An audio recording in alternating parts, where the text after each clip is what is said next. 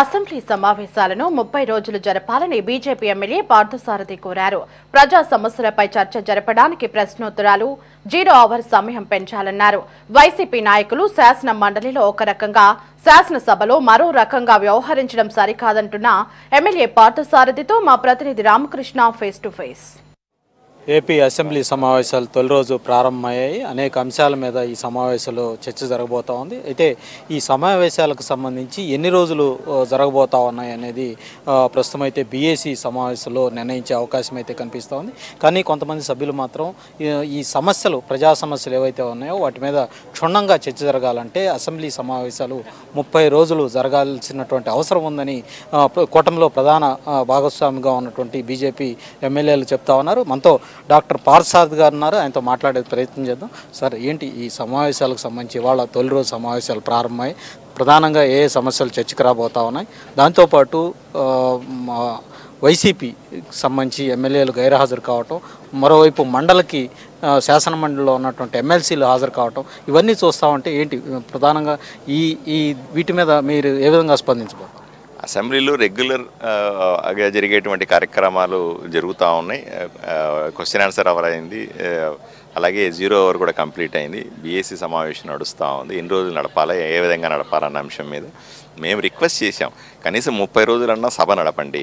అందరూ ఎమ్మెల్యేలు కూడా ఇక్కడికి వచ్చి తమ తమ నియోజకవర్గ సమస్యలు చెప్పుకోవాలంటే కనీసం 30 రోజుల సమయం అవుతుంది అని చెప్పాం. అలాగే 0 అవర్నైనా సరే, క్వశ్చన్ ఆన్సర్ అవర్నైనా సరే ఎక్స్టెండ్ చేయండి, కొద్దిగా ఎక్కువ సమయం గడపండి, ఎక్కువ గంటల సమయం ఇవ్వండి అని కూడా అడిగాం. చూడాల్సింది వాళ్ళు ఏ విధంగా రెస్పాండ్ అవుతారు. అదేవిధంగా జగన్మోహన్ రెడ్డి గారిని రిక్వెస్ట్ చేస్తా ఉన్నాం.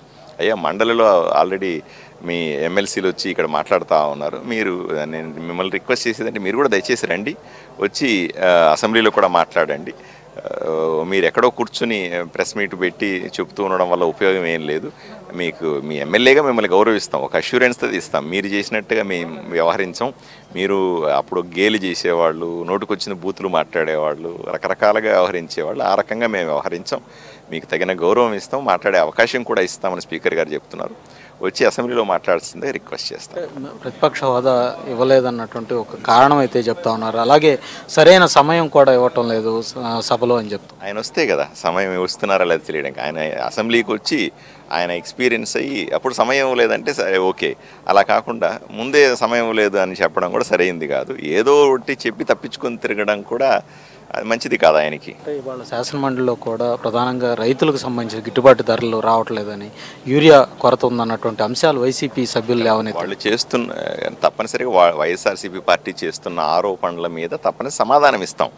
వాళ్ళు తప్పుడు ఆరోపణలు చేస్తే ఇది తప్పు అని చెప్పే అధికారం మాకుంటుంది. మేము ఎక్స్ప్లెయిన్ చేసుకునే అవకాశం కూడా మాకుంటుంది.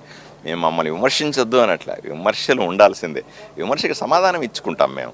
ఎందుకంటే ప్రజలకు వన్ సైడెడ్గా ఉండకూడదు కదా. మీరు ఎక్కడ కూర్చొని ప్రెస్ మీట్లో ఆ యూరియా లేదు, ధర లేదు అయ్యి అంటే మేము ఏ విధంగా రైతులకు ధర ఇస్తా ఉన్నాం, ఏ విధంగా యూరియా సప్లై చేస్తున్నాం, ఎక్కడ కొరత ఉంది అనే నిజాలు ప్రజలకు చెప్పాల్సిన బాధ్యత మా మీద ఉంటుంది.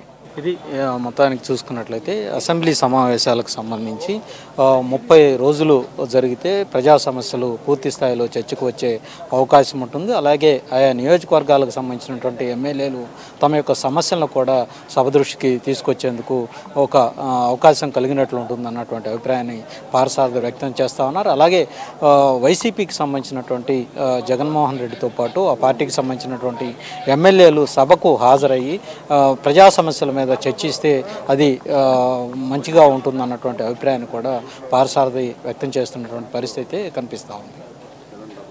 Over to